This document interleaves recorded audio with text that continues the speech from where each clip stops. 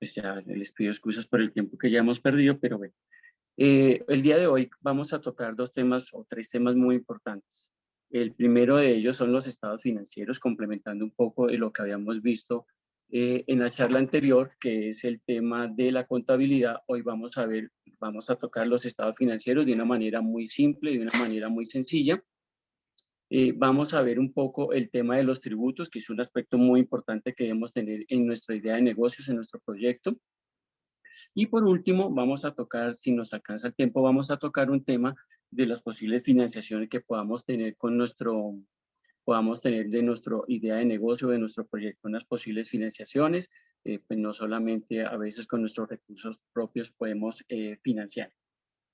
Es muy importante, en primer lugar, el tema de los estados financieros. Los estados financieros nos mantienen informados, los estados financieros nos están todo el tiempo brindando información en tiempo real, información que puede ser muy útil, muy valiosa para ir evaluando nuestro proyecto.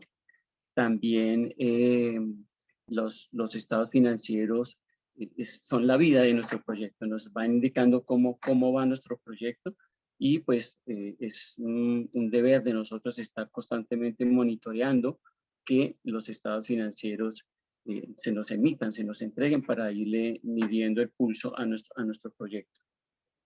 La parte de los impuestos, los tributos, es algo muy importante también en nuestro proyecto. Es muy importante sabernos clasificar en nuestras actividades, saber en qué estamos nosotros desarrollando, en qué código SUB, que básicamente es lo que a nosotros nos informa lo que estamos haciendo. Es muy, muy, muy importante el tema de los impuestos. Pues, para nadie es un secreto que hoy se inicia el estudio de la reforma tributaria que va a presentar el gobierno, y pues esto no es nada más que pues nuevos impuestos e impuestos a todo nuestro diario vivir, que se convierte en todo momento, pues nosotros estamos pagando impuestos. Entonces, ya entrando en materia, los estados financieros. Los estados financieros los vamos a tratar de una manera muy sencilla, vamos a tratar de clasificarlos. Vamos a ver dos elementos de los estados financieros que son muy importantes. El primero es el estado de resultados y el segundo es el estado de situación financiera. El estado de resultados, hay que diferenciar entre los dos, pues, son elementos de los estados financieros, el estado de resultados y el estado de situación financiera. Hay otros elementos, pero pues digamos vamos a tocar estos dos que son los más importantes y los vamos a hacer de una manera muy simple, pues para que todos podamos apreciar bien el tema de números y evaluar nuestro proyecto. Sé que algunas personas están en una etapa más avanzada de su proyecto, sé que algunas personas también están iniciándolo, o sea, pero todo lo que vamos a tratar hoy, todo toca temas en común sin importar el estado en el que esté nuestro proyecto. En primer lugar, vamos a hablar entonces de lo que son el estado de resultados. El estado de resultados es un análisis que hacemos en un periodo determinado y siempre nos va a medir nuestro proyecto en un periodo de tiempo. Vamos a evaluarlo en un periodo de tiempo. Es decir, normalmente es de enero primero a 31 de diciembre. Ese es el periodo fiscal en el que vamos a evaluarlo, pero nosotros vamos a ir midiendo cada mes. Entonces, del 1 al 30 de enero, luego vamos del 1 al 28 de febrero, podemos mirar un acumulado del 1 de enero al 28 de febrero, y así sucesivamente. Vamos, los estados financieros, especialmente el estado de resultados, pues es muy estático, es mirar únicamente un periodo fiscal, a diferencia del estado de situación financiera, que él va midiendo todo, va guardando toda la información desde cuando se inicia la sociedad, donde inicia nuestro proyecto, donde inicia nuestra actividad, hasta el día de hoy. En cambio, el estado de resultados, pues termina un periodo, se cancela y arranca un nuevo periodo. Entonces, ese es básicamente lo que es el estado de resultados. El estado de resultados tiene una clasificación. Esta clasificación corresponde básicamente a tres elementos en común. El primero, obviamente, son nuestros ingresos, es decir, todo lo que nosotros vendemos, el estado de resultados nos registra las actividades, como lo había comentado, en un periodo determinado. Entonces, vamos a mirar las ventas de enero, vamos a mirar las ventas de febrero, vamos a mirar los ingresos que nosotros tengamos. Eso lo vamos a mirar en este periodo. Otro elemento de los estados, del estado de resultados son los costos y los gastos. Y aquí es muy importante que nosotros tengamos presente nuestro proyecto como tal, en qué estamos ubicados. ¿Es un servicio, es una comercialización, es producción, transformación? En este caso, pues puntualmente puede ser moda, confección, o parte de diseño. Entonces, es importante que nosotros tengamos clasificado nuestro proyecto, pues para saber, porque cada uno, dependiendo de la actividad, pues va a tener un costo o una presentación diferente. Es decir, qué elementos componen el costo y qué elementos pueden en un momento dado componer el gasto. Si vamos a mirar un poquito lo que son los costos son todas aquellas erogaciones, todas aquellas salidas de dinero para poder tener un producto ya disponible para la venta. Todo lo que nosotros incurramos para poder elaborar ese producto forma parte de lo que es el costo. Y los gastos son aquellos que se necesitan, son salidas de dinero, pero que no tienen mucho que ver ya con el costo, sino de pronto con la comercialización, con la logística, con la distribución, pero que sumados, pues obviamente nos va a tener un resultado. Entonces, el estado de situación financiera tiene un ingreso, tiene un costo, un gasto y un resultado. Ese resultado es o una utilidad o es una pérdida. Pero siempre el estado de resultado nos tiene que arrojar un resultado, como su nombre lo dice. Tiene que ser o una pérdida o una ganancia o una utilidad o de pronto punto de equilibrio si evidentemente logramos que nuestro producto o nuestro proyecto esté en punto de equilibrio. En este orden de ideas, entonces, ¿qué elementos pueden componer el costo? Digamos, si es para algo de moda, vamos a mirar lo que son la tela, los insumos, los botones, la mano de obra, si yo tengo mano de obra directa, o si tengo un taller satélite que me está elaborando o me está confeccionando. Entonces, todo esto, todas estas salidas de dinero que yo tengo que cancelar, eso va directamente al costo. ¿Para qué? Para poder tener un valor de cuánto costó elaborar mi producto. ¿Sí? Entonces, una vez que tengamos definido cuánto costó mi producto, se denomina pues, el costo de venta. Luego vienen los gastos. Los gastos podemos tener de diferentes conceptos del gasto, pueden ser digámoslo así, gastos de logística, de distribución, de comercialización, de envío, parte administrativa, parte de impuestos que necesariamente tenemos que pagar impuestos, que eso es un aspecto muy, muy importante, porque pues todo, absolutamente todo, el resultado orienta también a tener que pagar un impuesto. Entonces, puntualmente, pues, digamos, vamos a cancelar un impuesto de renta, un impuesto de industria y comercio, impuesto al consumo, ya depende de nuestra idea de negocio como tal, de nuestro producto que estemos en ese momento comercializando. Una vez tengamos estos gastos ya definidos y en concreto, pues vamos a tener un resultado. Y ese resultado, pues a lo largo de este periodo se va a ir acumulando. Me explico. El mes de enero no tuvimos ventas, pero sí incurrimos en la fabricación de producto. Entonces, estamos elaborando nuestro producto, nuestras prendas, y pues obviamente no tenemos ingresos, pero sí tenemos unos gastos. Es muy probable que el resultado de ese periodo sea una pérdida.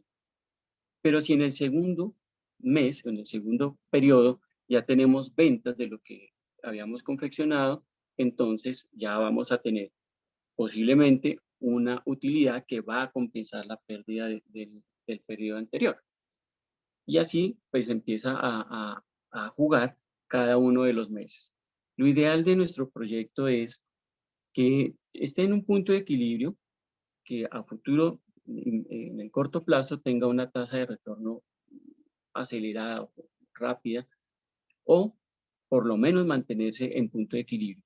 A veces los proyectos también se analizan para entrar en un periodo de pérdida, un periodo en el que es un periodo estacionario en el que vamos a decir, bueno, los 3 primeros meses es muy probable que nuestro proyecto no dé el resultado esperado. Sucede mucho cuando nosotros prestamos un servicio. El servicio, pues, toca hacer la oferta, seguimiento, estar muy a la expectativa de si el servicio está llegando, si cumple los requisitos, si está ese mercado objetivo, lo estamos logrando o no. Y eso tiene un periodo de tiempo.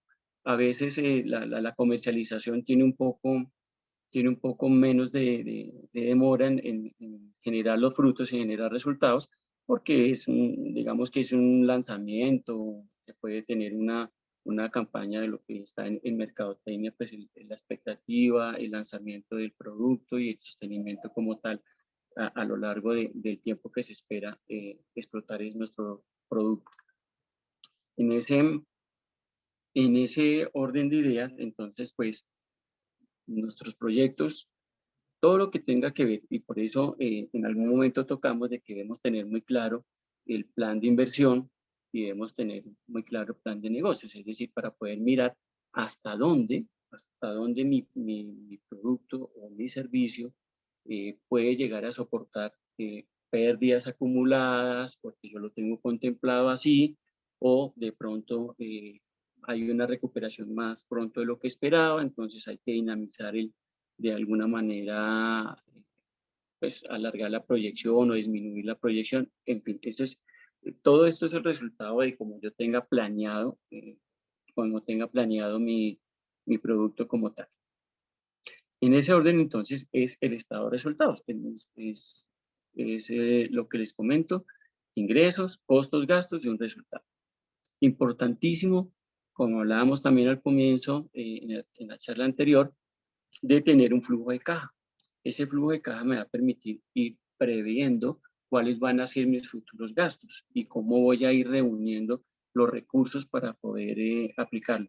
A veces no necesariamente debo tener todo el dinero de mi flujo de caja proyectado para poder iniciar mi proyecto. Puedo irlo inyectando el capital a medida que va desarrollándose el producto y a medida que vamos avanzando. Entonces, importantísimo, sí, controlar los gastos, controlar que ese plan de negocio como tal que nosotros teníamos establecido, de ingresos, costos y gastos, se vaya cumpliendo. No me puedo, si en algún momento dado me paso, en el siguiente mes tengo que ir a reducir ese monto en el cual me he pasado, ¿sí? Entonces, listo. Esa es nuestra primera parte de lo que son el estado de resultados. Vamos a ver después del estado de resultados, vamos a ver entonces lo que se denomina el estado de situación financiera.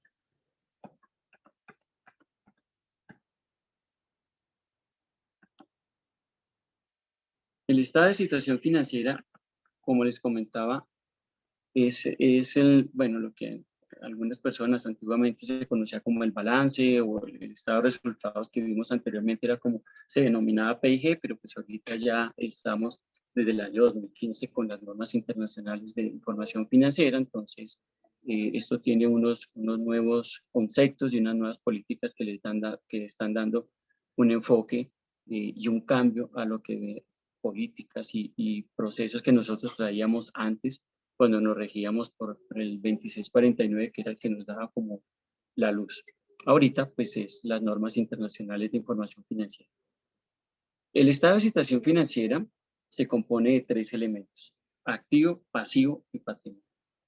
Y como les comentaba, reúne toda la historia de la compañía, reúne todo el acumulado de la historia de la compañía, se ve o de mi proyecto o de mi idea de negocio como tal, lo va registrando el estado de situación financiera acumulado y vamos teniendo unas fotos a medida que va pasando el tiempo. Lo que estamos haciendo son unas fotos en determinado momento de cómo está mi proyecto, o va bien, va mal, y él me lo va a presentar.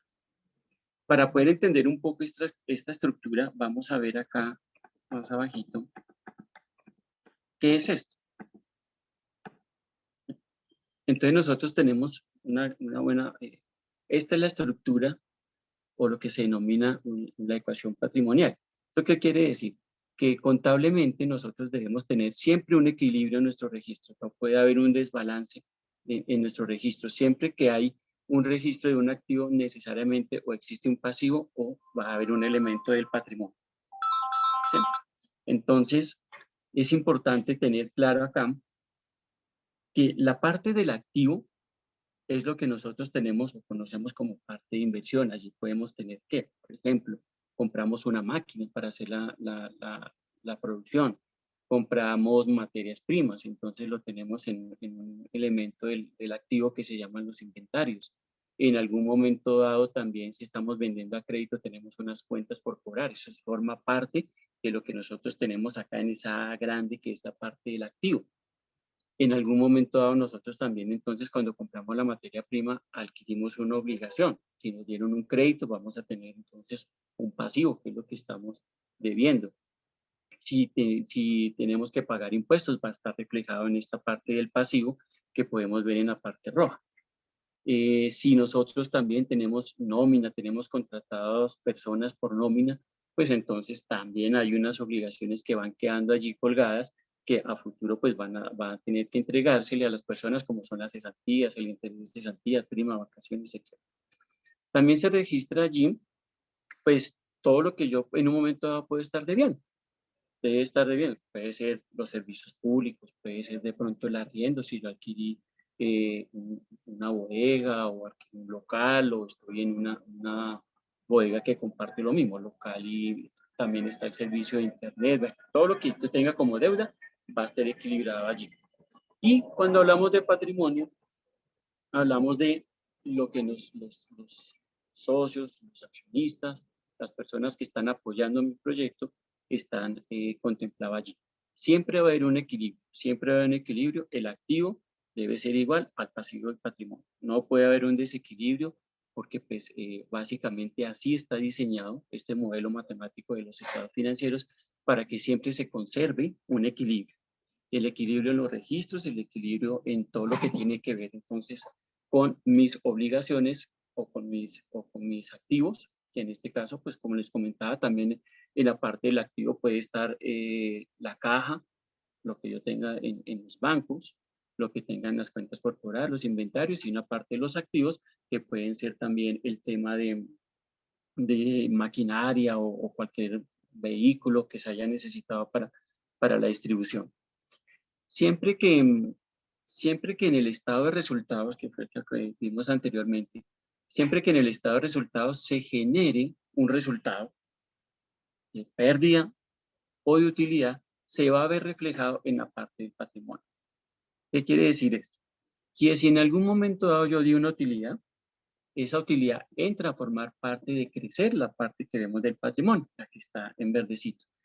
Si mi pérdida, si mi resultado fue una pérdida, esta va a ir también allí. ¿Qué quiere decir esto? Que los resultados del proyecto, del ejercicio fiscal que estamos desarrollando, utilidad o pérdida, va a tener que ver con los accionistas o con los socios o con las personas que están apoyando o que están financiando mi proyecto. Si hay una utilidad, incrementa el patrimonio, estamos ganando. Si hay una pérdida, necesariamente tenemos que ir asumiendo también esa pérdida. Ese es el riesgo que se tiene de negocio. Ese es el riesgo de negocio, por eso cuando nosotros vamos a buscar financiación, que la vamos a ver más adelante de nuestro proyecto, pues lo tenemos que tener muy bien estructurado. Tenemos que indicar muy bien, pues, cuáles son las expectativas, en cuánto tiempo lo puedo desarrollar, cuánto tiempo va a tardar mi idea de negocio en madurar y empezar a generar frutos, resultados, utilidades. A un inversionista, cuando buscamos financiación, un inversionista no es que le interese mucho cualidades, bondades del producto. No, a ellos cuando un accionista se quiere invertir en un proyecto, o cuando un accionista le presentan sus asambleas para poderle rendir cuentas de cómo está, a él solo le interesan dos cosas: gané o perdí, o cuánto va a tardar la tasa de recuperación de mi inversión, la tasa interna de retorno de la que yo invertí. Si yo hablé de 3 meses, entonces ahora voy para 5 o para 6, y si no, entonces, ¿cuánto gané o cuánto perdí de ese puesta, de ese riesgo que yo corrí cuando financié el proyecto? O los socios o los accionistas cuando aportaron un dinero para decir, bueno, listo, financiemos esto, ¿cómo vamos? Y esto es lo que hay que darle frutos a los accionistas, a los inversionistas. A grosso modo, estos son los estados financieros. Tratamos de presentarlos de una manera sencilla porque esto tiene mucho más de profundidad. Sé que las personas que ya tienen adelantado un poco su proyecto como tal, ya han tenido sus primeros informes financieros, ya han podido evaluar y monitorear cómo va su proyecto, y algunos que hasta ahora están en alguna etapa de maduración, en alguna etapa de planeación, o están en esa etapa cero. Entonces, pues es importante que haya esa cultura, que haya ese hábito de estar revisando, de estar chequeando las cifras. Y las cifras y los resultados se chequean, se evalúan a través de estos dos estados, de estos dos elementos de los estados financieros. El tercer elemento de los estados financieros es el flujo de caja. El flujo de caja es el que me va a decir, bueno, ¿en qué momento necesito dinero? ¿En qué momento necesito hacer una inyección de capital a mi proyecto? ¿En qué momento voy a empezar a tener que incurrir en un endeudamiento con un banco o buscar mayor capital? ¿O en qué momento ya estoy retornando y asumiendo las pérdidas anteriores y las voy acumulando con las utilidades del ejercicio? Hasta ahí, eso es lo que nosotros estamos definiendo como estados financieros.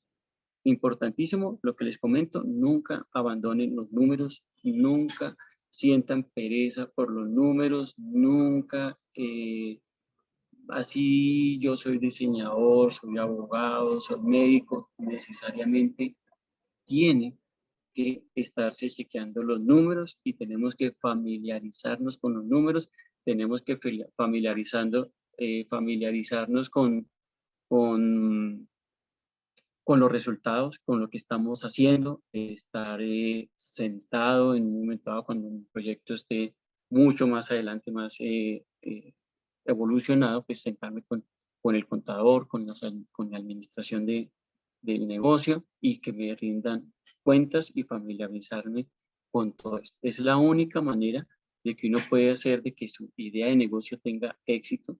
No necesariamente a veces tienen los resultados esperados en el tiempo planeado, pero si es una buena idea, va madurando, va evolucionando y tarde que temprano pues vamos a tener los frutos. Pero importantísimo, los números. No hay que tenerle miedo a los números, al contrario, pues el miedo nos mantiene siempre vivos, alertas, expectantes, entonces hay que echarlo chequeando. Luego, la segunda parte que vamos a tener de nuestra charla tiene que ver con los impuestos. ¿Y de dónde sale si debo cancelar o no debo cancelar impuestos? De este proceso que estamos haciendo acá, que se denominan los estados financieros. Entonces, en primer lugar, pues, para podernos registrar, para poder existir, para poder evolucionar, para poder trabajar, para que la gente conozca nuestra idea de negocio, para poder comercializar un producto, yo debo existir. Si no existo, si no me registro, no voy a existir, nadie me va a conocer, pues de una manera, digámoslo, formal, legal, técnicamente válida. Me podrán conocer de pronto si yo coloco en las redes, en Instagram o en las redes, pues mis productos y los ofrezco. Pero si una compañía de manera oficial me quiere comprar, o una persona natural que es responsable de renta, que es también un comerciante, o que desarrolla una actividad, ya sea de manera directa o indirecta, profesional o no, pues va a tener que pedirle un documento, un soporte, algo para poder comprar, ¿sí? O para poder comercializar o para poder ingresar a poderlo comercializar en un momento dado, en un almacén de cadena, a través de un fondo de empleados, a través de una cooperativa, etcétera, etcétera. Ya cada quien evaluará. Pero lo más importante para que nosotros podamos pagar los impuestos y poder comercializar y estar tranquilamente desarrollando nuestra actividad, necesitamos inscribirnos. Entonces, viene el tema muy, muy importante, el tema de los tributos de comercio.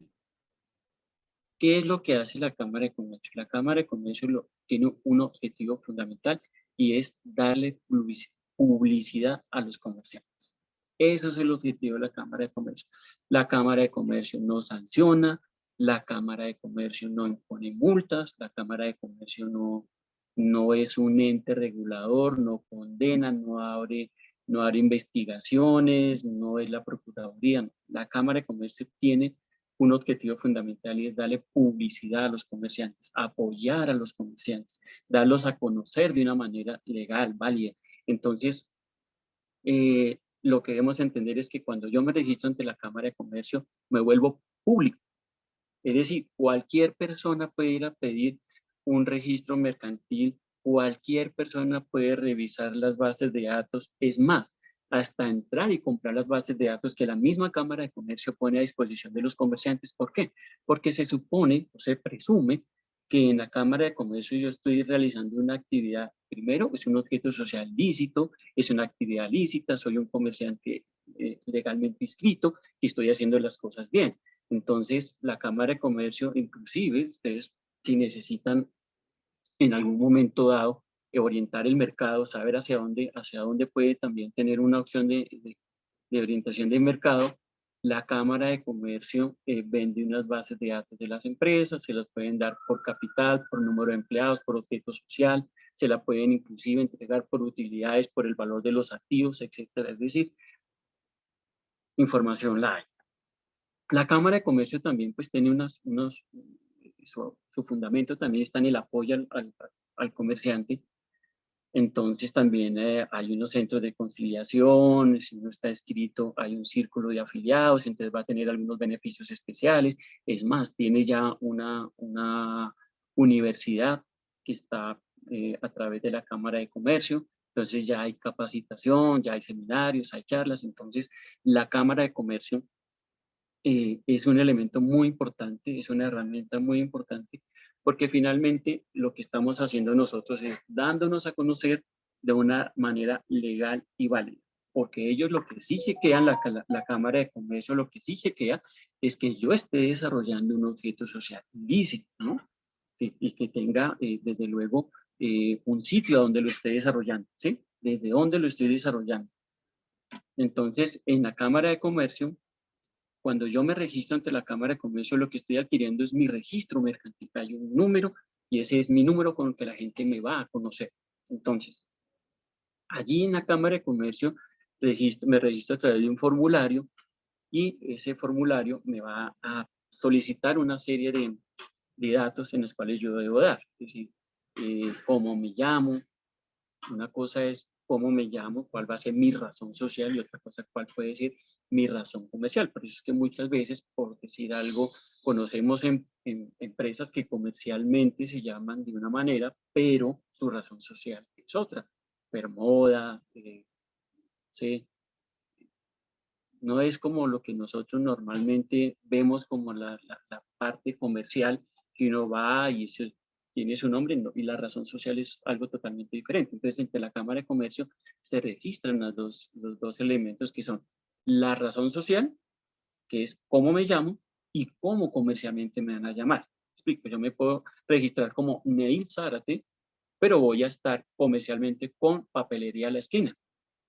Entonces, son dos elementos totalmente diferentes. Digamos, en el caso de nosotros, comercializadoras textiles y moda, comercialmente la razón social de nosotros es textiles y moda, pero la parte comercial es T&M. Entonces, Grupo T&M nos van a conocer de esa manera. Entonces, importantísimo empezar a aparecer en la Cámara de Comercio. La segunda parte importantísima es podernos registrar de manera oficial ante la DIAN. Sé que de alguna manera esto a veces no gusta, a veces no dice, pero es muy temprano para empezar a echarme todas estas obligaciones encima, pero es mejor hacerlo lo más temprano posible y no esperar a que de pronto empiece a entrarle agua al barco. No es mejor hacer las cosas desde el comienzo, salir desde puerto bien y salir con todos los precavido con todo, el combustible, cuánto tiempo voy a tardar en mi recorrido para no quedarme perdido en la mitad del mar y que pues sea más costoso después tratar de subsanar lo que no hice a tiempo.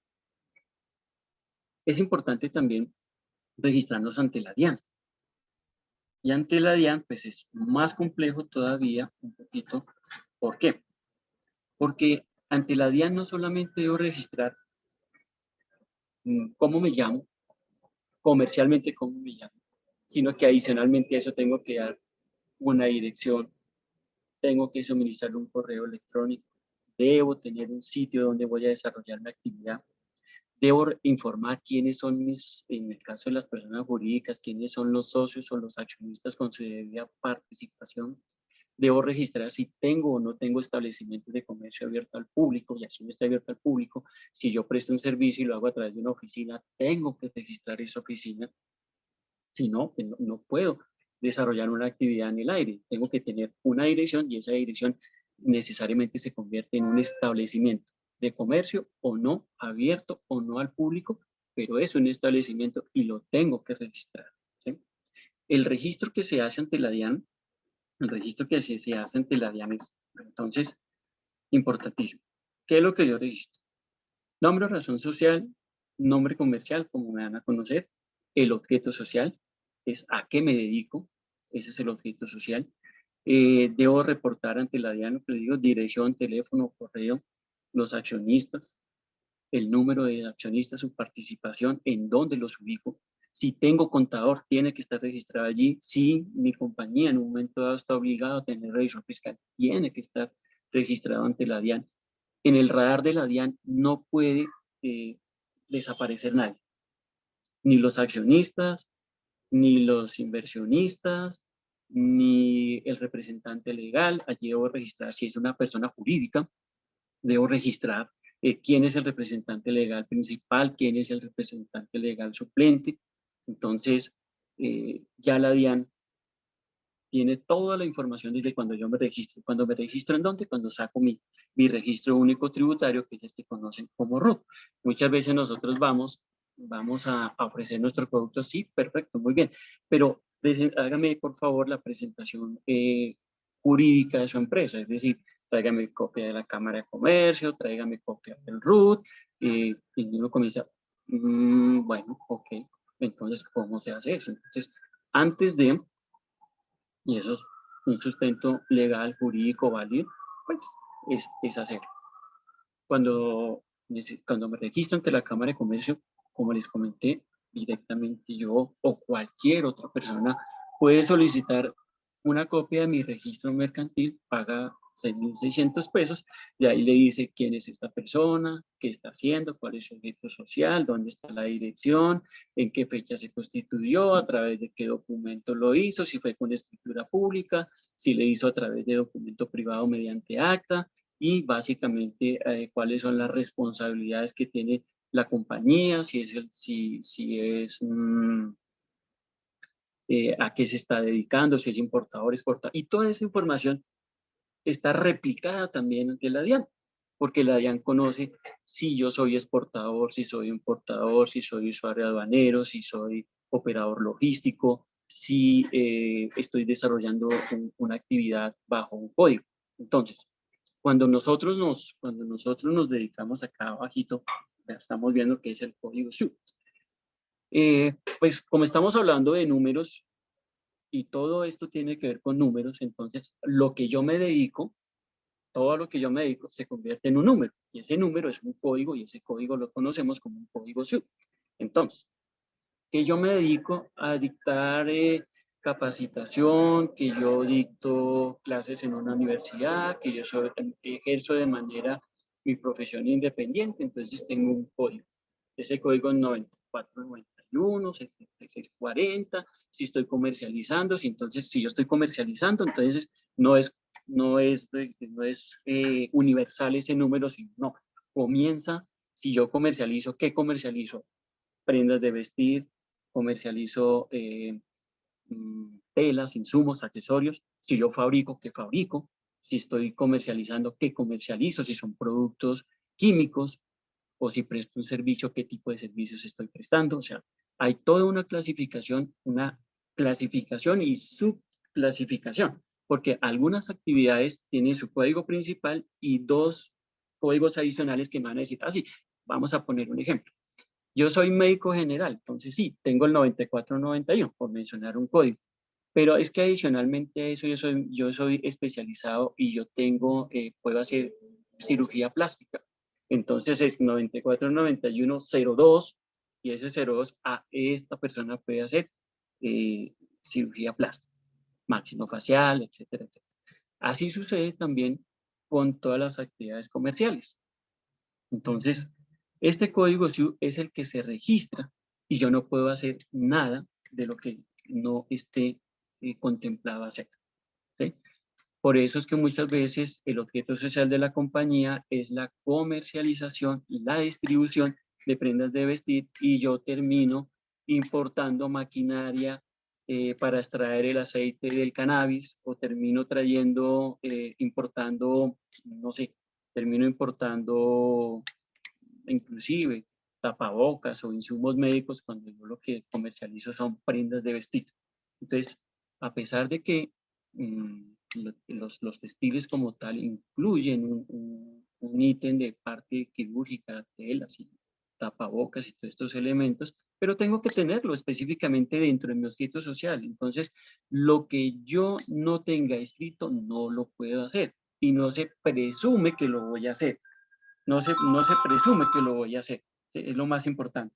Entonces, si yo digo que hago una cosa, a eso me dedico. Por eso en el root me dan 4 opciones para poder registrar los códigos SIU. Entonces, siempre los 2 primeros, que son los códigos principales, siempre tienen una fecha de inicio de actividades. No puede decir que me inscribí a dictar clases en una universidad, pero ¿a partir de qué fecha? ¿Cuándo? Entonces, ahí tiene que quedar registrado. Entonces, siempre tenemos una actividad principal y una actividad secundaria. Entonces, si yo fabrico prendas de vestir, pero también las comercializo, porque yo puedo tener mi fábrica y puedo tener mi punto de venta. Entonces, sí, señor, muy bien. Fabrico, código tal. Comercializo, código tal. Como son actividad principal y secundaria, las dos necesariamente tienen que tener una fecha de inicio. No se puede registrar si no tiene una fecha de inicio. Y le deja un campo adicional, 2 campos adicionales para registrar 2 actividades de las cuales yo puedo hacerlas en cualquier momento. ¿Cuáles pueden ser? Por ejemplo, yo fabrico prendas de vestir, las comercializo en mis puntos en mis almacenes, pero ahora las voy a entregar a domicilio y voy a tener mi propia distribución. Entonces yo coloco allí, porque en mi factura voy a cobrar un envío, un flete, entonces tengo que registrarme en este código, debo tener registrado este código, que yo también hago eso. Hago algunos envíos, hago algo de transporte, entonces no necesariamente me tiene que decir una fecha, no me pide una fecha porque no es obligatoria esa tercera actividad a la cual yo me dedico. Nos hacen seguimiento por las 2 primeras actividades, la principal y la secundaria. ¿Sí? Entonces, básicamente es el registro de los famosos códigos SIU. ¿Sí? Bueno. Pero viene ahora lo más importante y quizá digámoslo, el talón de Aquiles para muchas personas, que es de qué soy responsable yo. Es decir, ¿declaro renta? Ok, sí, declaro renta, pero hay dos régimen de renta, es decir, la renta ordinaria, es decir, aquellos que tengan un objeto social o desarrollo un objeto social con ánimo de lucro, es decir, yo no trabajo,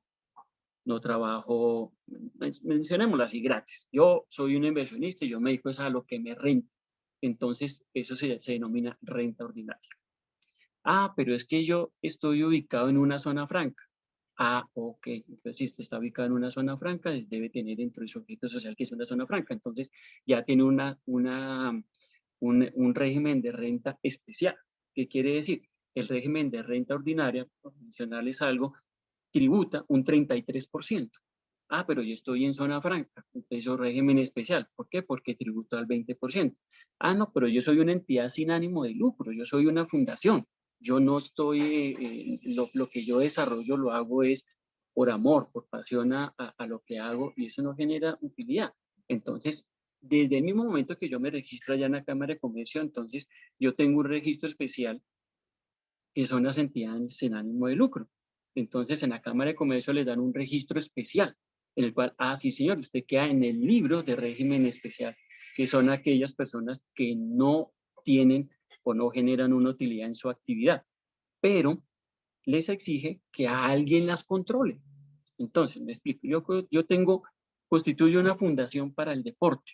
A mí me tiene que vigilar la Secretaría de Recreación y Deporte del distrito.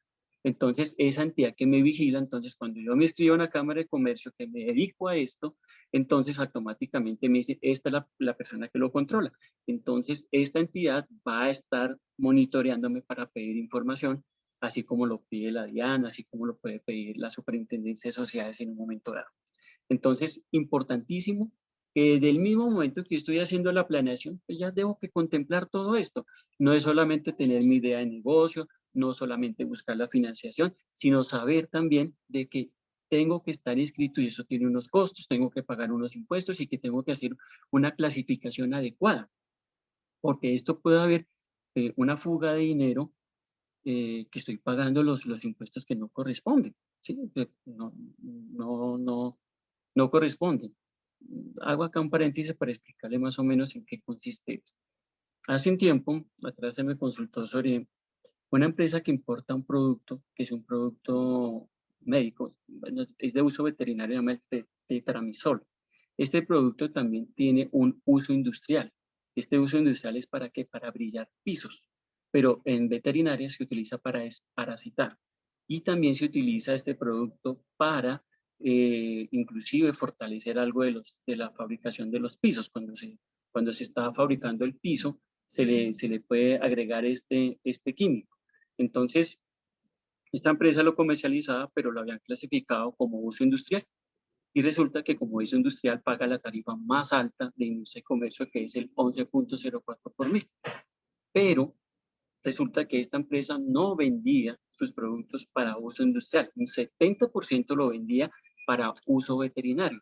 Y como es uso veterinario, es farma en veterinaria, no paga el 11.04, sino paga el 4.14. Entonces, miren la diferencia de la tasa. No se está haciendo nada ilegal, no se está evadiendo impuestos, sino que estaba mal clasificado y estaba pagando una tarifa que no estaba pagando sobre 18 millones de pesos en industria y comercio y pasó a pagar 7 millones de pesos.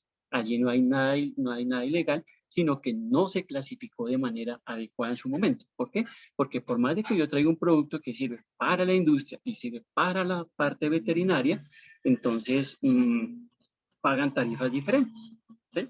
Pagan tarifas diferentes. Eso es a lo que me refiero cuando nosotros debemos hacer una correcta clasificación, porque nosotros pagamos impuestos por todas partes. Es decir, así uno vaya nomás al centro comercial, si llevó el carro ya paga el parqueadero, ahí está pagando impuestos. Si se va en transporte público, ahí está pagando una sobretasa a la gasolina, que está cobrada en la tarifa del transporte público.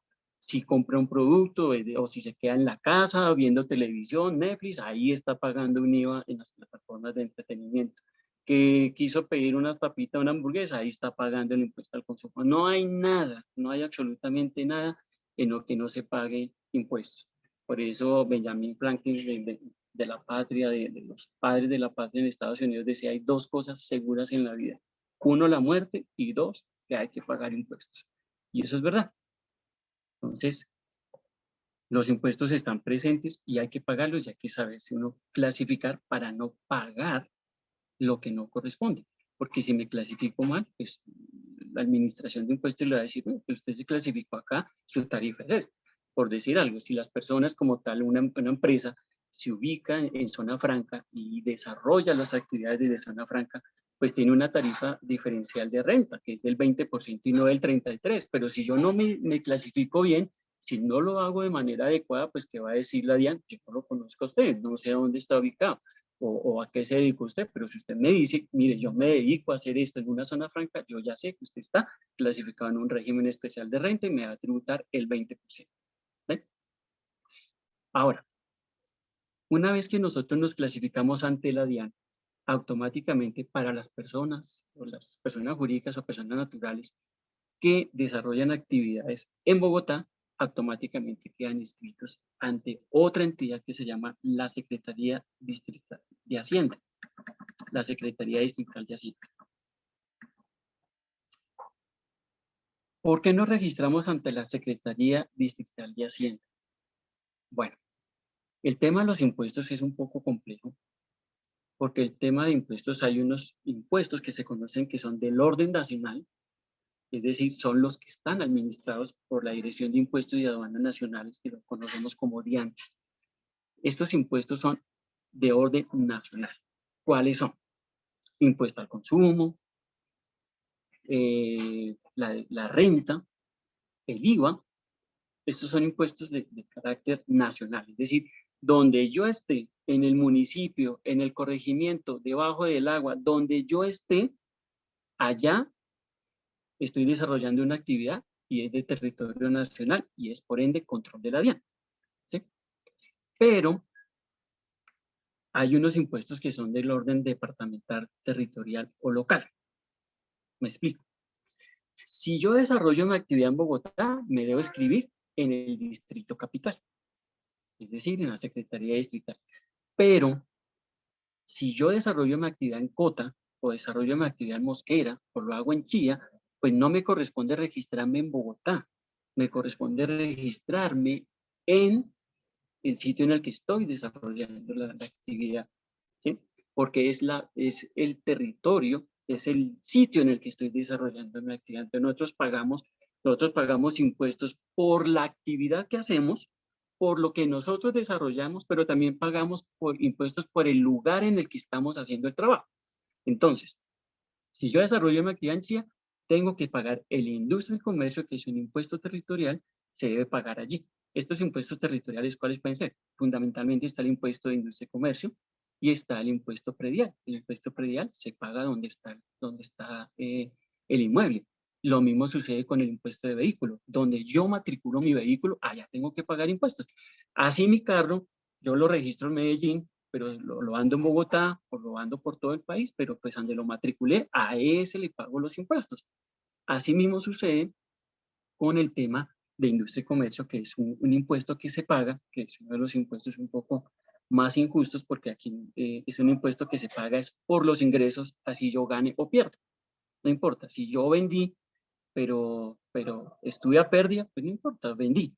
Y sobre eso tengo que pagar. Ah, pero es que yo estoy a pérdida. Sí, pero vendió. Sí, pero es que no importa. El industria y comercio lo paga por lo que venda, por los ingresos, punto, no hay nada. Diferente a la renta, que en el caso de la declaración de renta, pues es sobre la utilidad. Entonces, después de nosotros tener en el estado de resultados mis ingresos, le aplico mis costos, le aplico mis deducciones que me otorga la ley, hay un resultado y sobre esa utilidad, vamos a poner ejemplo, si me dio una utilidad de 100 pesos, sobre esa utilidad tributo el 33% si soy de régimen ordinario. En el caso en el caso de las entidades sin ánimo de lucro, pues no hay utilidad, pero se llaman excedentes y esos excedentes deben ser reinvertidos. Entonces, quien monitorea es la DIAN es de que esos excedentes sean reinvertidos de acuerdo pues al objeto social. Y si es de una zona franca, pues tributa el 20% nomás. ¿Sí? Eso lo mismo sucede con el tema del IVA. Si yo para poder fabricar mi producto pagué un IVA, la DIAN me dice, sí, listo, muy bien, usted vendió con IVA, es decir, que cuando yo vendo un producto, hay que aclarar que el IVA lo paga el consumidor final como la mayoría de los impuestos. Los impuestos están para el consumidor final. El que fabrica y el que está en la cadena de producción, normalmente se puede descontar lo que paga de IVA. Y finalmente, el consumidor final es el que paga. El consumidor final paga el impuesto al consumo, de turismo, el IVA, etcétera, etcétera. Entonces es el consumidor final. Pero la industria de comercio es uno de los impuestos más injustos, porque es que paga por vender. pierda o no. Digamos, en el caso de la renta, si yo tuve utilidad, tributo, pero si tuve pérdida, pues no pago impuestos, no pago impuesto de renta en el índice comercio. Ahora, esto también, pues como es una fuente de ingresos, porque pues obviamente los impuestos son fuente de ingresos para los territorios y para la nación, porque no hay de dónde más, el Estado no tiene de dónde más cumplir con su responsabilidad social, que es a través de los impuestos. Por eso pues a nosotros no nos debe doler pagar nuestros impuestos, porque es un deber que nos da como comerciantes o como desarrollar nuestra actividad profesional, pues pagar los impuestos indistintamente de a que estén destinados o no. Así el gasto social del Estado o el gasto operacional del Estado sea más grande que el gasto social y nunca alcance la plata, pero pues debemos pagar los impuestos. Entonces, en ese orden, resulta que de acuerdo a la actividad, yo pago. De acuerdo a la actividad, yo pago. Entonces, Bogotá es uno de los, el Distrito Capital es uno de los de las entidades o del territorio que tiene más alto el impuesto de industria y comercio, es altísimo. Aquí se paga el 11.04, el 9.66, el 11.04 es la actividad más alta, viene el 9.66, luego viene el 6.9, luego viene el 4.14. Esas son las tarifas dependiendo de qué, de lo que yo me dedique a hacer. Si yo fabrico, si yo comercio o si yo presto servicios profesionales, que en este caso es el impuesto más alto. Un médico, un contador, un abogado, una universidad, todos pagan el tema de industria y comercio. Pero en los territorios es totalmente diferente. Digamos, en el caso de Medellín, Medellín tiene 2 o 3 actividades. La más alta es el 7, sigue el 6 y sigue el 5 y muere. Cali tiene 2 o 3 actividades, la más alta es el 7. Cota es uno de los que tienen un mejor beneficio, hay unas que pagan el 4, el 3, sucesivamente. Entonces, también depende la estrategia donde yo me pueda ubicar, dependiendo también si estratégicamente yo a través de mi planeación, y esto ya sería ya no una planeación de nuestro proyecto, sino sería una planeación fiscal, una planeación tributaria. Entonces, pues si yo hago una correcta planeación tributaria, pues también me estoy ahorrando una platica en los impuestos. No estoy evadiendo impuestos. Eso no es evasión de impuestos, es clasificarme de forma correcta para pagar los impuestos justos y equitativos. Eso es lo que debemos hacer. Siempre tenemos que estar pendientes de clasificarnos bien, porque la ley es muy grande, ¿sí? Digamos, el Estatuto Tributario tiene más de 1000 artículos y tiene de esos 1000 artículos casi la mitad están destinados a sancionar. Están destinados a sancionar. ¿Por qué? Porque pues obviamente hacemos las cosas no mal, sino que de pronto no las hemos hecho en la forma adecuada y en la forma correcta. Porque como es la ley, esto es la ley fiscal, es la ley tributaria, como toda ley, la ley es la ley. Esto es cuadriculado, yo no puedo ponerle acá ni blanco ni negro, ni salirme ni para la derecha ni para la izquierda, la ley es la ley, punto, y eso se tiene que cumplir. Entonces es muy importante que tengamos claro el tema de los impuestos y que tengamos claro que hay dos tipos de impuestos, ¿no? Impuestos territoriales locales o los impuestos nacionales, ¿sí? Entonces, por eso me debo registrar en dos lugares totalmente diferentes. A veces las personas se registran en la DIAN, se registran en la Cámara de Comercio y ya, me olvidé. Y resulta que no lo hicieron en la Secretaría y cuando nos dan cuenta es que, muy bien, cruzamos información con la DIAN y usted no está escrito acá en nuestra base de datos, entonces, señor, ven y se escribe, pero ya está temporáneo, entonces paga una sanción. Por eso, también la Cámara de Comercio, como tiene una función de apoyo a los empresarios, de apoyo al comerciante, pues ha tratado también de simplificar la vida. Y entonces, cuando yo me escribo ante la Cámara de Comercio, en ese mismo formulario, ellos de alguna manera ya me hacen una preinscripción a cada uno de estos dos. O sea, ante la DIAN y ante la Secretaría Distrital de Hacienda. ¿Qué me corresponde a mí después de tener el certificado de registro mercantil? Pues ir a formalizar, porque yo tengo una preinscripción, ¿sí? Es como cuando le aprueban el crédito para el vehículo, es un preaprobado. Pero ¿cuándo tengo yo el dinero? Cuando me aprueban el crédito. Entonces, así sucede con el tema de impuestos. La Cámara de Comercio hace una preinscripción y yo tengo que ir a formalizar. Cuando yo formalice es cuando legalmente existo, ¿sí? Entonces no nos podemos olvidar de que tenemos que hacer esos dos registros y que pues que adicionalmente a esto el tema de los impuestos es y seguirá siendo un tema muy delicado. Entonces, importantísimo en nuestro proyecto, en nuestra planeación, pues también tener contemplado esta planeación tributaria. Y esta parte legal, pues es cuando yo ya empiezo a hacer las cosas bien. Entonces, una empresa, listo, muy bonito su producto, se lo quiero comprar. Vamos a poner un ejemplo. Usted está haciendo prendas de vestir muy elegantes, muy bonitas. Ok, yo se las puedo comprar como dotación para mis empleados. Pero la factura, caramba. ¿Y cómo se saca la factura? Ok, voy y miro la factura. No, tengo que estar inscrito en la DIAN. Yo no lo había hecho. Después de inscribirme en la DIAN, pues debo cumplir un deber formal, que es el de expedir la factura. Y expedir la factura, pues es muy, muy sencillo. Ya una vez que estemos inscritos en la DIAN, estemos inscritos en la Secretaría Distrital de Hacienda, claro, de Bogotá, para los que están desarrollando una actividad aquí en Bogotá. Sé que hay personas que pueden estar en otro lugar del país y pues tendrá que cumplir en el lugar en el que se está realizando, ¿sí? Digamos, en el caso de Medellín, pues tendrá que mirar si es en, no sé, Abejorra, El Poblado, no sé, Envigado, no sé, donde corresponda, donde esté ejerciendo su actividad, ¿no? Y tener presente de que después de tener esta formalización, pues para poder comercializar mis productos de forma válida, esto no quiere decir que si yo lo hago por fuera, pues no sea de una manera formal. ¿Sí? Pues muchas personas dicen, no, mire, yo puedo, en vez de fabricar prendas de vestir, no, yo las traigo por Amazon, las traigo por AliExpress, alguna de estas plataformas y no pago impuestos. No, no es tan así. No es tan así porque pues estas plataformas también están vigiladas y monitoreadas. Pero es que si yo hago una compra menor a $200, sí, está bien, haga la compra menor a $200. Sí, pero no puede estar comprando de $200, de $200 y cuando se da cuenta ya lleva $20,000. Entonces, por ahí no es tan el tema. Las plataformas sí ayudan, simplifican un poco. Yo puedo hacer algunas importaciones de algo de una manera simple y fácil a través de DHL, si el peso, la medida y el valor me corresponde. Lo mismo también por Amazon, cuando compra la gente por Amazon las prendas de vestir o por AliExpress, o, bueno, cualquiera de estas otras plataformas, pues sepan que ahí ya están también en el radar y lo van a monitorear y le van a hacer seguimiento. Pero si lo vamos a hacer de una manera formal, pues debemos hacer la factura, expedir la factura. ¿Sí? Eso es importantísimo.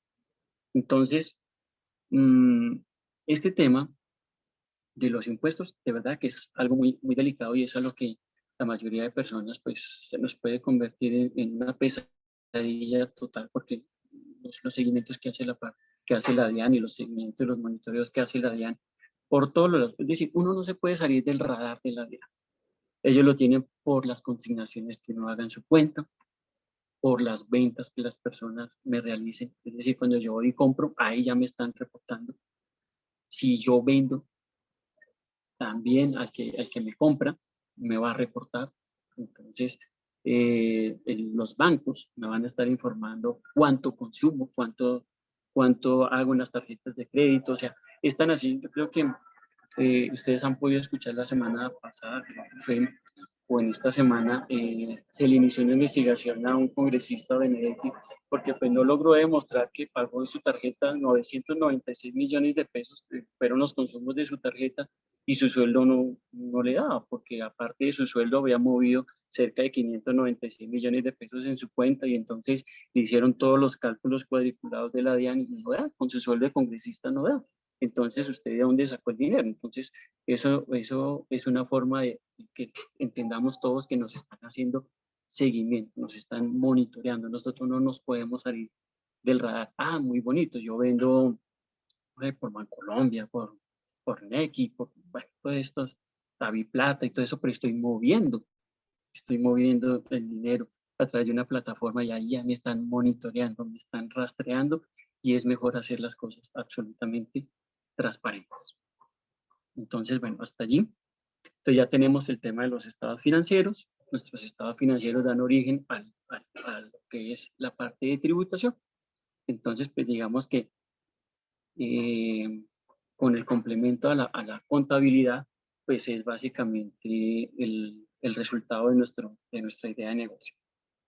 Digamos que hasta acá ese es el tema de la parte de los tributos y los estados financieros. Vamos a tratar, no sé si podemos tener tiempo para tratar un poquito el tema de la financiación de nuestro proyecto. Creo que en la charla anterior Carolina nos comentaba algo de eso, de saber buscar la financiación de nuestro proyecto, hablar de una buena plan de negocios y pues esto también es importante porque todo este taller, las diferentes profesionales que han venido dictando las charlas, todo esto se va encadenando para que ustedes pues tengan todos unos elementos de juicio, herramientas para que ustedes puedan evaluar su idea de negocio y la puedan pues de alguna manera tener algo más aterrizado a lo que normalmente es cuando nosotros queremos desarrollar algo y solo pensamos en ese producto. Yo soy especialista en esa área, o yo conozco muy bien este sector, pero pues, desconozco otros aspectos que me pueden ser una pesadilla, como el tema de los impuestos. Bueno, ahora vamos a hablar un poco de lo que es la financiación de nuestros proyectos. Aquí ya lo más importante de todo esto, de cómo podemos financiar nuestros proyectos, es saber vender la idea. Y es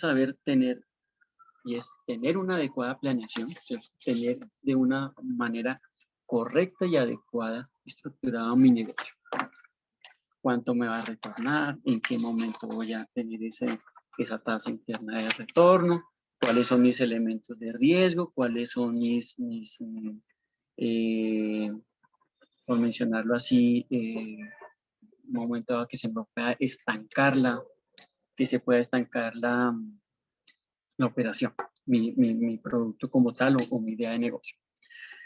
Entonces, para poder buscar financiación, la manera más correcta es tener ese plan de acción, tener ese plan de plan estratégico y poder tener la idea clara. Y si yo tengo la idea clara, la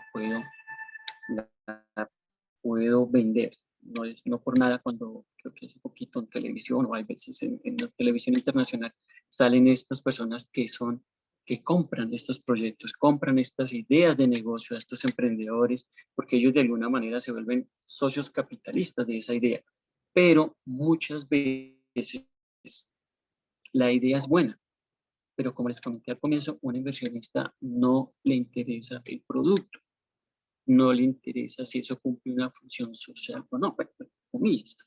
Si cumple una labor o no, a un inversionista le interesa es cuánto voy a ganar, ¿sí?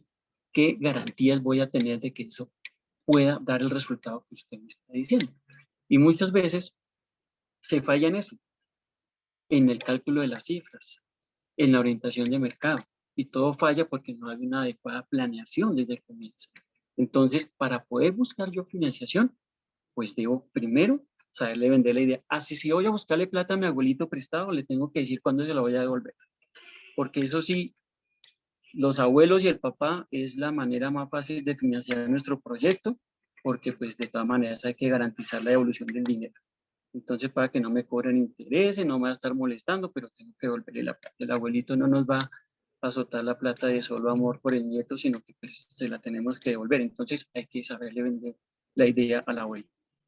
Entonces, si nosotros tenemos bien organizado, si nosotros tenemos claro cuál es lo que nosotros vamos a hacer, cómo lo voy a hacer, en dónde lo voy a hacer, en cuánto tiempo lo voy a hacer y cuándo le voy a devolver la plata, que le puedo decir a mi abuelo que no es un DMG donde invierte, no, sino yo le voy a devolver su dinero, entonces, y con fechas.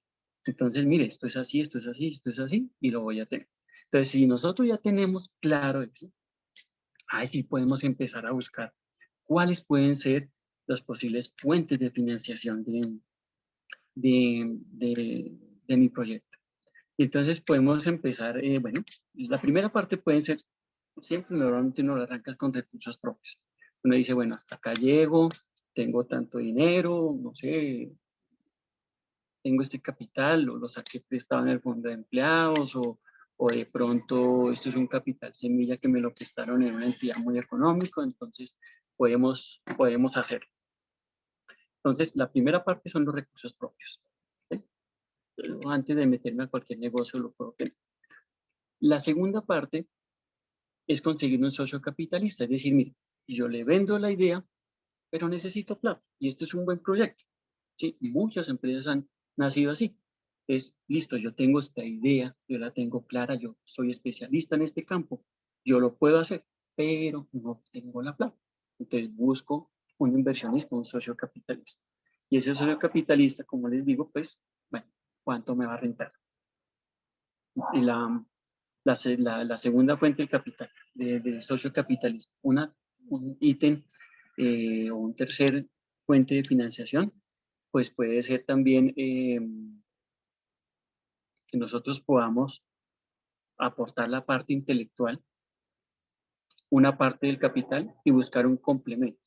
Entonces es cuando nosotros decimos, listo, yo tengo esta idea de negocio, tengo el dinero para esta parte, es combinado, tengo el dinero para llegar hasta este punto, pero yo le vendo a usted el 20, el 15, el 30, no más del 50, porque si no va a perder el control de su negocio y ahí esa no es la idea.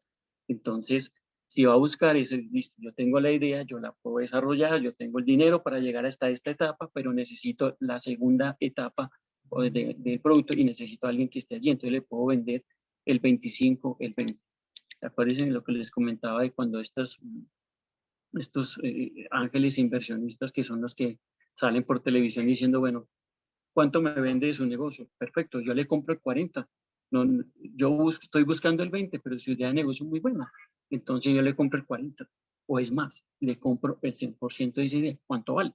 Porque es una idea tan buena, pues yo la puedo explotar porque yo sí tengo el capital para hacerlo y usted pues solamente va a llegar hasta determinada parte. Otra fuente de financiación puede ser la familia, como les comentaba al comienzo, puede ser la familia. Entonces, no sé, de pronto pues el tío se pensionó y tiene una plática allí, de pronto el abuelo toda la vida ha sido muy organizado y tiene plata y me quiere mucho, pues voy y le planteo la idea. O no sé, de pronto la tía que nunca se ha casado, entonces no ha gastado plata y la tiene ahí en el banco, entonces en vez de tenerla allí, la familia es una buena fuente de financiación, como les comento, eso es una fuente de financiación muy tranquila, pero pues obviamente también hay que saber vender la idea y en cuánto tiempo la vaya a devolver. Otra fuente de financiación también pueden ser los capital semilla. Hay muchas empresas, muchas entidades que se dedican a tener estos capitales. Son unos capitales muy pequeños, pero se denominan semillas porque son que entran como un apoyo. Hace poquito me enteré que más o menos Bancolombia financió el año pasado en plena pandemia alrededor de 13.200 proyectos, ideas de negocios, donde en conjunto no pasaron de $20.000. En esas 13.200 ideas de negocio invirtieron $20.000, que realmente no, porque necesitaban esos capitales semillas que estaban entre 5 y 10 millones de pesos, 15 y 20 millones de pesos. O algunos simplemente estaban en una etapa donde necesitaban hacer como un retanqueo de esa idea de negocio. Otro puede ser también, perdón, es con recursos del Estado. Es decir, hay algunas entidades, por ciencias, por futuro, que se dedican a financiar determinados proyectos. No importa que sean de utilidad o de excedente. ¿Sí? No importa que sean a través de ánimo de lucro o sin ánimo de lucro. O sea, allí financian estos proyectos y pues habría que buscar la entidad que lo pueda hacer. Finalmente, pues también están los bancos. En un momento dado, pues los bancos tienen este también capital semilla a través de los bancos y tienen unas tasas preferenciales. Entonces, esa es una muy buena fuente de financiación. De pronto, a veces, que es muy costosa, pero a veces la gente también lo hace a través de sus tarjetas de crédito. Entonces, listo, vamos a tener temporalmente la utilización de la tarjeta de crédito con las compras o con los avances, y en la primera etapa de madurez de mi proyecto retorno ese dinero a través de la tarjeta de crédito y no estoy endeudándome con nadie ni tengo que rendirle cuentas a nadie. O sea, depende como ustedes tengan pues establecido su proyecto como tal. Y pueden haber muchísimas más. Podemos entrar a revisar cuáles recursos del Estado pueden estar, cuáles entidades del Estado lo pueden hacer, a través también de bancos del Estado, como el caso de Bancoldes, que ya cuando se tiene una idea de negocio madura y que esté en un momento dado ya dando los frutos, pero que necesita ese retanqueo de capital para poder, que se denomina capital de trabajo, que es lo que los bancos dicen, bueno, yo le presto para capital de trabajo, pero es que uno no comprende a veces porque los bancos, cuando otorgan un crédito de capital de trabajo, que se supone que es el apalancamiento para poder desarrollar mi idea, pues tienen la tasa de interés más alta. Pues venga, si es capital de trabajo, ¿cómo me va a cobrar esa tasa? Pero pues, la lógica de los bancos no las entiende porque pues ellos son un socio inversionista, no le interesa si su producto en un momento, usted necesita capital de trabajo, yo sí lo tengo, pero que su negocio, usted mirará si con intereses que yo le estoy cobrando le sirven o no le sirven. ¿Sí? A través de Bancoldes también hay, a través de Bancoldes hay unos capitales de trabajo que también están orientados a hacer pues más fácil la vida al empresario, pero es que a veces desafortunadamente también Bancoldes los coloca a través, Bancoldes es un banco de tercer nivel y lo necesariamente lo tiene que colocar a un banco de primer piso, que son pues los bancos que comercialmente nosotros conocemos. Entonces, ¿qué es lo que pasa? Que estas tasas son un poquito más bajitas cuando vienen con Bancoldes, pero que hace Bancoldes le presta la plata prácticamente hasta el banco para que a nombre del banco me pueda prestar a mí. Entonces, como el banco no está colocando la plata, no está poniendo el dinero para financiarme, pues no puede cobrar sino una intermediación, un stop que es el que él debe cobrar solamente pues por servirme a Bancoldes de que préstele la plata y recaude a través de ese banco. Pero recuerden que también a través de la pandemia, pues a raíz de la pandemia, hay una cosa que se llama el Fondo Nacional de Garantías, y el Fondo Nacional de Garantías se está avalando. Empezó en un 40, en un 50, y ahorita en algunas ideas de negocios están en el 80, inclusive hasta el 90%. ¿Qué quiere decir esto? El Fondo Nacional de Garantías es una institución que tiene recursos del Estado y le dice a los bancos, préstele, que yo soy el fiador, yo soy el codeudor de esta persona. Entonces, préstele lo que necesite Neil Zárate, de acuerdo a su capacidad, el estudio, hágalo usted, préstele que yo soy el fiador, yo lo respaldo.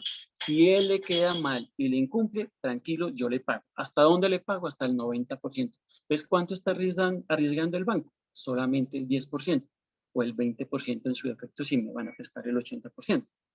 Entonces, también podemos ir mirando pues, a través de los bancos, pero no con recursos de los bancos, sino a través de recursos del Fondo Nacional de Garantías. Entonces, esto es un respaldo que el Estado está dando para todas las ideas de negocios, para capital de trabajo.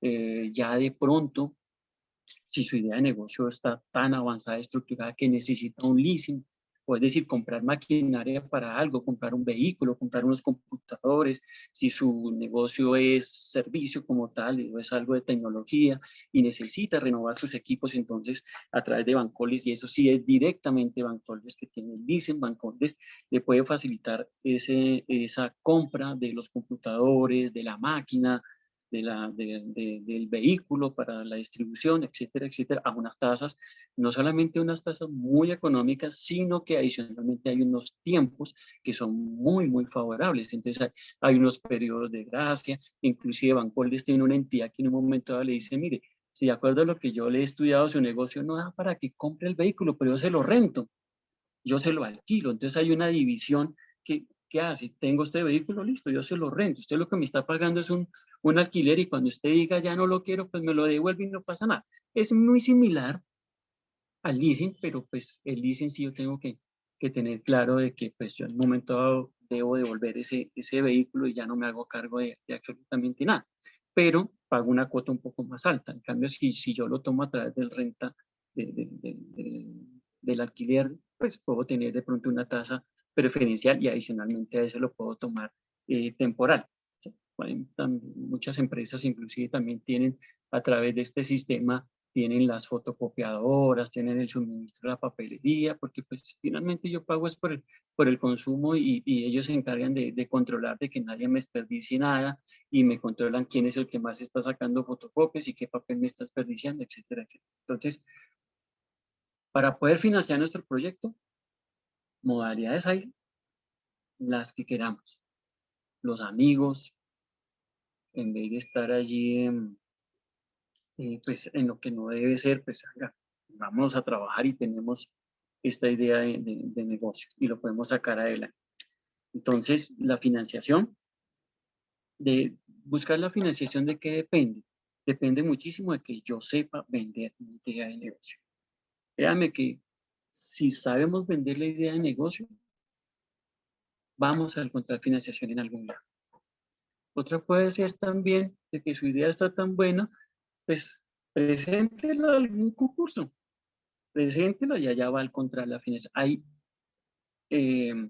lugares, entidades que se dedican a eso, a evaluar y a estar monitoreando si ese producto y si esa idea de negocio es buena y hasta financian hasta el 100%, porque se vuelve un socio capitalista, pero no dueño de su idea de negocio, no el dueño. Puede estarle financiando el 100% del capital que necesita, pero su idea sigue siendo suya, su licencia es suya, su producto es suyo y digamos que los derechos de explotación, comercialización, distribución y usufructo de su producto sigue siendo suyo.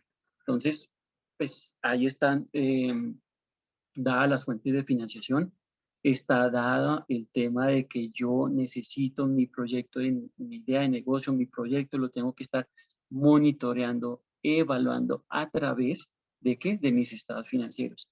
Debo sí o sí tener una cultura en la que yo me debo estar reuniendo a chequear las cifras de mi proyecto. Si mi idea de negocio ya está tan avanzada que yo no tengo tiempo, pues debo programar una reunión con la administración. Puede ser quien me esté gerenciando mi empresa o el contador, y que, bueno, nos sentamos y la segunda semana de cada mes o el tercer miércoles de cada mes, pero necesito sentarme y que me den las cifras. ¿Para dónde voy? ¿Voy bien? ¿Voy mal? ¿Por qué? Porque los estados financieros son la salud y como les decía, son la foto del momento. Esto puede ser también ir a mirar la foto histórica, es decir, puedo ir miro atrás.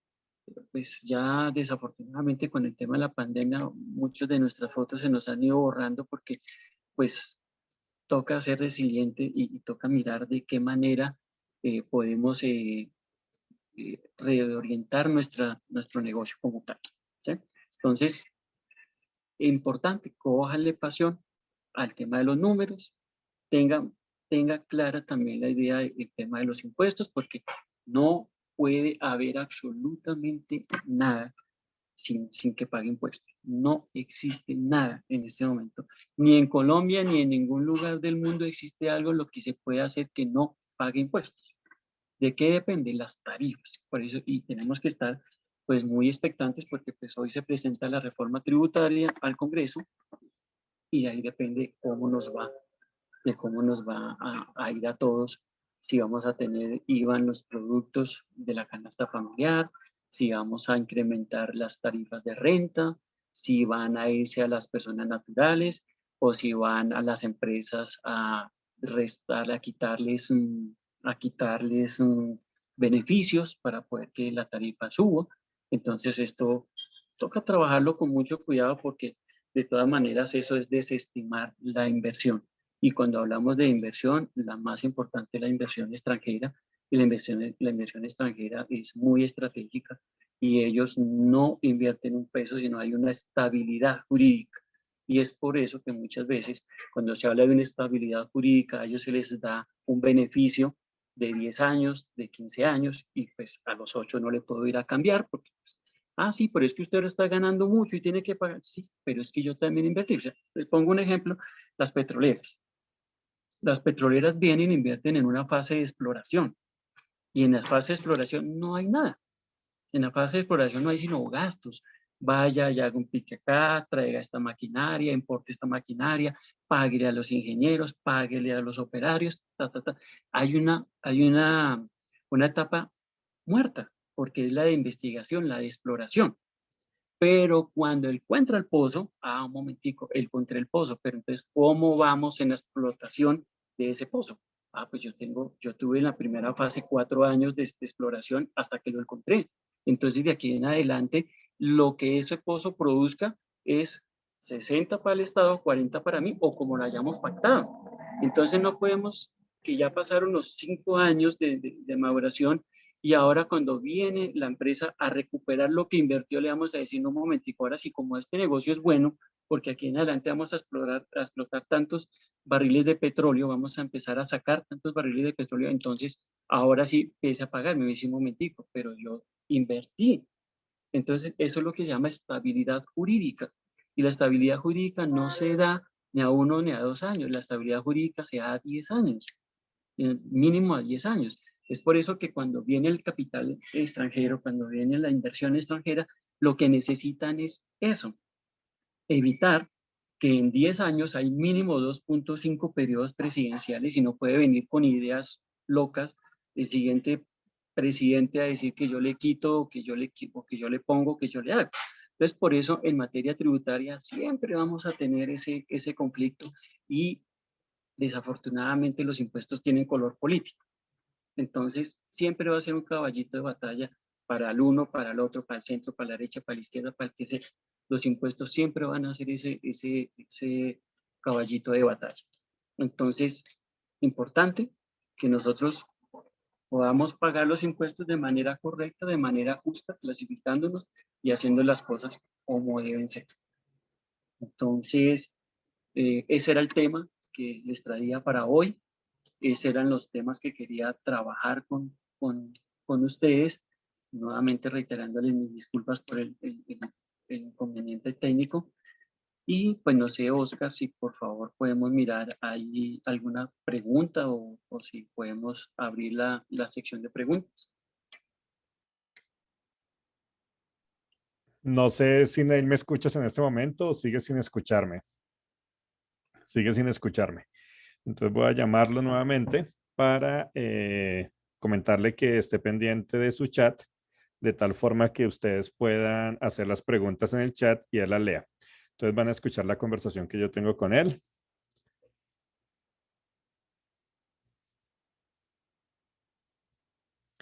Mientras tanto, ya les comento. Si tienen alguna pregunta, la pueden ir transmitiendo en el chat, de tal forma que nadie la pueda leer. Mientras tanto, lo estoy llamando. No me entra la llamada, creo que justo también me estaba llamando a mí.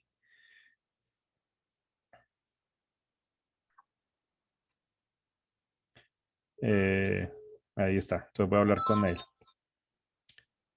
Neil, ¿cómo estás? Eh, entonces, si quieres, revisa el chat del grupo. Por ahora te están dando las gracias por el tema.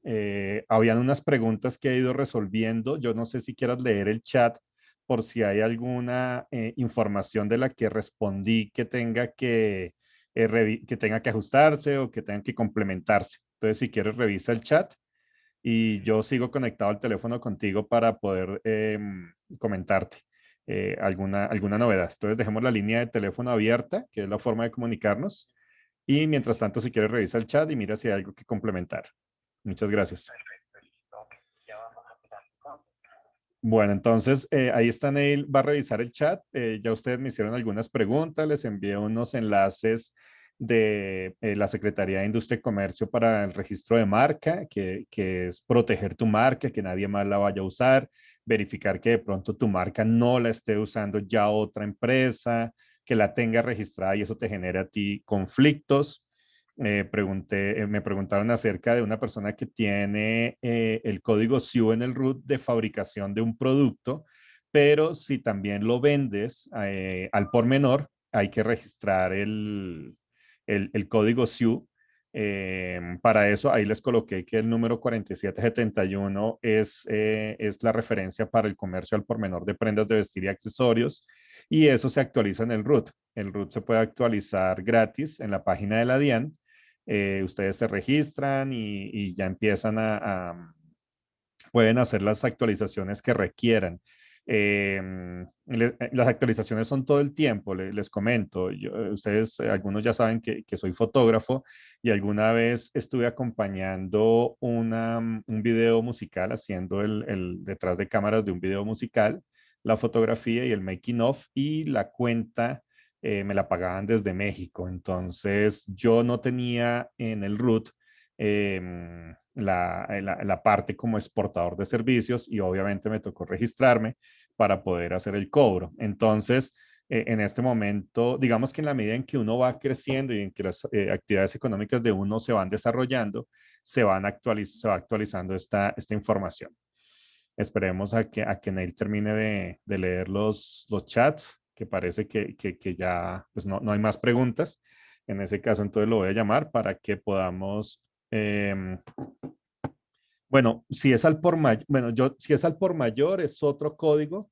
Paola, me estás escribiendo. Entonces, Neil, ¿cómo estás? Se me perdió. Eh, no, cuando tú haces la actualización del root, ya en línea se actualizan todos los registros. Cada año que tú renueves la Cámara de Comercio, anota los nuevos roots, pero en el momento en que lo actualizas. Hola, Neil, ¿cómo estás? Aló, aquí estoy. Bueno, ¿has visto el chat? No sé si hay algo que aclarar adicional. Ya estoy acá revisando. Bueno, si hago una actualización del root, ¿debo hacerlo en la Cámara de Comercio también? Sí, entonces si quieres abre tu micrófono para que te puedan escuchar en esas aclaraciones que quieras hacer. Ok, sí. Bueno, miremos entonces acá. Pregunta, si actualizo el root, ¿debo también hacerlo en la Cámara de Comercio? Bueno, si cambia o modifica el objeto social, sí. Es decir, si hoy no soy importador y ahora lo quiero hacer, entonces debo actualizar también la Cámara de Comercio, porque el RUT no lo voy a poder actualizar si no tengo inscrito lo que voy a hacer de aquí en adelante. Pero si simplemente, digamos, es cambiar el correo, si es cambiar de pronto la dirección, bueno, la dirección sí también implicaría hacer la actualización en la Cámara de Comercio también, para las personas jurídicas y personas naturales que estén inscritas en Cámara de Comercio. Entonces, digamos que sí y no, pero es fundamental que sí estén, cuando hablemos de datos que están suministrados en el RUT y estén suministrados en la Cámara de Comercio, mejor hacerlos en simultáneo. ¿Sí? Entonces, es mejor tenerlo así. Sí, bueno, aquí hay otra pregunta, como dice el pormenor. Bueno, ¿cómo podemos ubicar nuestros códigos SHU? Los códigos SHU están establecidos en la Cámara de Comercio, entonces es poderlos chequear, descarga, inclusive en Internet también están, se descargan, son unos archivos que finalmente están en Excel y al frente tiene un código y al frente dice la actividad que yo realizo. Y si esa actividad tiene una subactividad, entonces ella también le va indicando cuál es, a qué puedo hacerlo qué puedo hacer y qué no puedo hacer. ¿Sí? Básicamente es poder monitorear bien del código SHU para que tenga una correcta clasificación, pero están allí, están a libre consulta de todos. Ahí les acabo de dejar un link donde está por lo menos la Cámara de Comercio de Bogotá, la descripción de los SIU. Esta descripción de la actividad económica es nacional. Entonces igual les sirve ahí para identificar. La pueden buscar por palabra clave o la pueden ubicar por el mismo código. Pero por palabra clave ahí la pueden encontrar. Neil, creo que no hay más preguntas. Sí, no. Te agradezco muchísimo. También les agradecemos a todas las personas que nos acompañaron en la sesión de hoy. Queda grabada y queda en nuestra página www.timmagazine.com/cursos, de tal forma que ustedes puedan ingresar y ver las grabaciones anteriores. Dentro de 8 días tenemos la última sesión de esta primera etapa, que es la tercera sesión de marketing digital. y vamos a organizar, eso hasta ahora Neil se va a enterar, vamos a organizar una sesión de preguntas y respuestas con los 3 mentores que los acompañamos en este proceso, que son Neil en la parte financiera, Carolina Bernal en la parte de diseño y yo en la parte de marketing digital, donde vamos a tener ya abiertos los micrófonos de todos porque ese sería un conversatorio entre todos para resolver preguntas y respuestas de todos ustedes. Lo vamos a definir porque el miércoles siguiente, ya es miércoles de Semana Santa, yo creería que ese miércoles no sería, sino sería el siguiente, y con base en en esa fecha les estamos también haciendo llegar una invitación. Ya coordinamos con Neil, coordinamos con Carolina que sí tengamos el tiempo porque yo los estoy comprometiendo sin haber hablado con ellos. Neil hasta ahorita se está enterando. No, pero pero, no hay problema, yo pero dispongo del tiempo. entonces la idea es que ustedes ya podamos tener micrófono abierto para que hagan todas las preguntas que necesiten. Entonces, les recuerdo y les voy a escribir aquí en el chat. Esta es la página donde tenemos todos los videos de los cursos, cosa que ustedes puedan repasarlo o puedan encontrar más información o lo que sea, y ya las dudas que tengan con respecto a sus propias empresas o sus propios proyectos, si no les incomoda manifestarlos en público, contarlo en público, pues les vamos a resolver dudas. Respecto a eso. Obviamente, si ustedes consideran que hay una información que es privada para ustedes porque es un producto nuevo, un proyecto nuevo que todavía no quieren, pues que no quieren que se lo copien o que algo así, obviamente ustedes no lo van preguntando como en clave, por decirlo así, o sea, dan como las ideas para resolver esas preguntas tanto en marketing digital como en diseño, como en finanzas. Entonces estaríamos los 3 mentores en la reunión de Zoom junto con ustedes, haciéndonos todas las preguntas ya a micrófono abierto para ir resolviendo. Entonces, muchísimas gracias a todos. Gracias por acompañarnos en estas sesiones. Recuerden que Textiles y Moda tiene este proyecto con el ánimo de que todos podamos crecer en conjunto, de que hagamos una comunidad fuerte de emprendedores de moda, de artesanías, de arte, todo lo que tenga que ver con el sector textil en moda y decoración, que es a lo que Textiles y Moda se dedica. Estén atentos a nuestras redes sociales, estén revisando el Instagram de Textiles y Moda o el Facebook de Grupo Textiles y Moda para que ustedes estén enterados de la información. Hay muchos tips y muchos detalles que seguimos publicando porque la idea es que todos crezcamos y compartamos experiencias y conocimientos. Entonces, muchísimas gracias a todos. Muchísimas gracias, Neil, por tu valiosa colaboración, por tantos consejos tan importantes. Claro que sí. Y entonces nos vemos dentro de 8 días con la última sesión de marketing digital. Un abrazo a Perfecto. todos y feliz día. Bueno, muchas gracias y buen día a todos.